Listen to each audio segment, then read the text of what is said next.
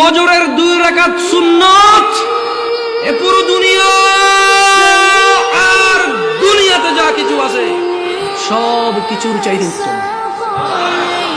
তাহলে যে 2 রাকাত সুন্নত পৃথিবীর চাইতে উত্তম, ওই 2 রাকাতের সুন্নতের পরে যে 2 রাকাত ফরজ রয়েছে, এই ফরজের আল্লাহু আকবার কি দিয়ে মিটাবা?